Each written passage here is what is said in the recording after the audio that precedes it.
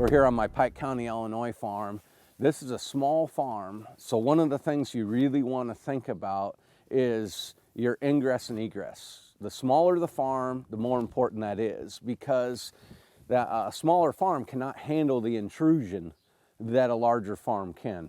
So we're going to set up this Riggum Right ground blind today, and what I love about ground blinds is your ingress and egress can be exactly the way you want it.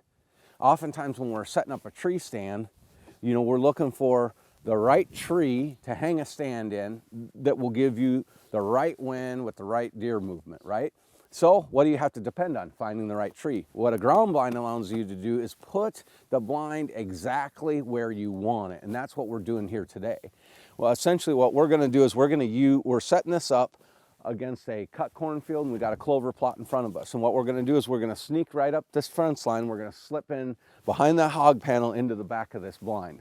Now, ground blind's been around for about 30 years, and for whatever reason, it took that long for somebody to figure out, you know what, we should probably make the case camouflage rather than black. Riggum Right finally figured it out and wrapped it in the best camouflage that they possibly could in subalpine Optifade. So small detail, but kudos to them.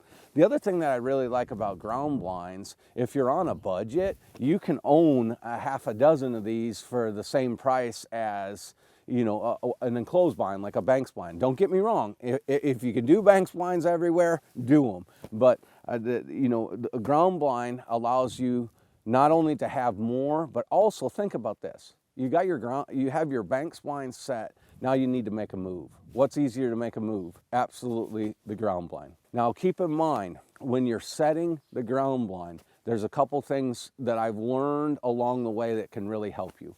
If you're hunting a food source like we are today, don't zip the door all the way up, especially if you know you're going to be hunting it relatively soon after you set it up. Now, if you're setting a blind and you're going to leave it all season, this isn't necessarily the recommendation, but if you're setting a blind and you know you're going to hunt it, don't close the door.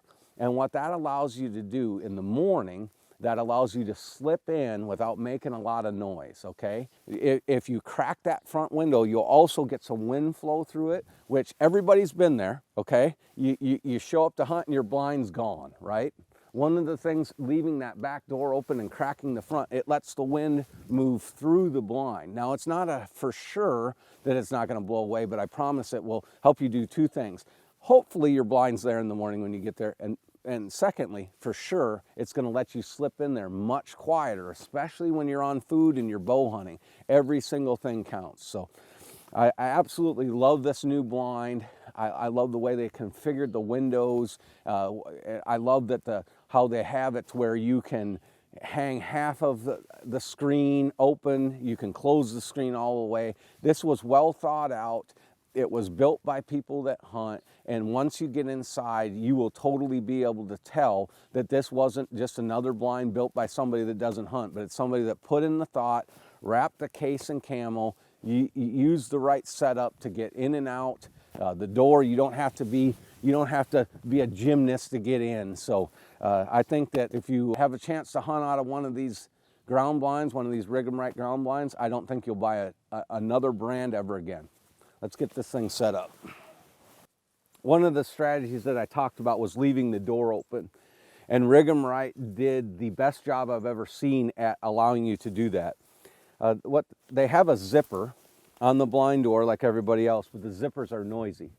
So if I know I'm going to set a blind and I'm going to hunt it within the week, this is how I'm setting it. I'm clipping just this one clip right here, and see what that allows now is airflow through that blind. But also, this is when I slip in here, all I've got to do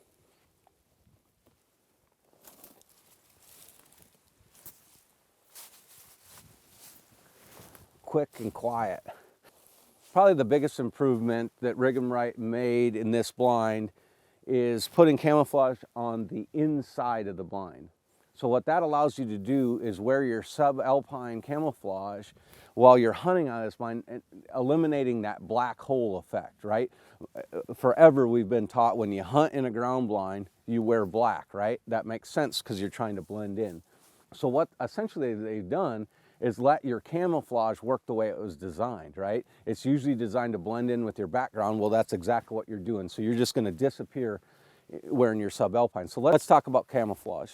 OptiFade's Elevated 2 is exactly what it sounds like. It's designed for elevated position with an open canopy.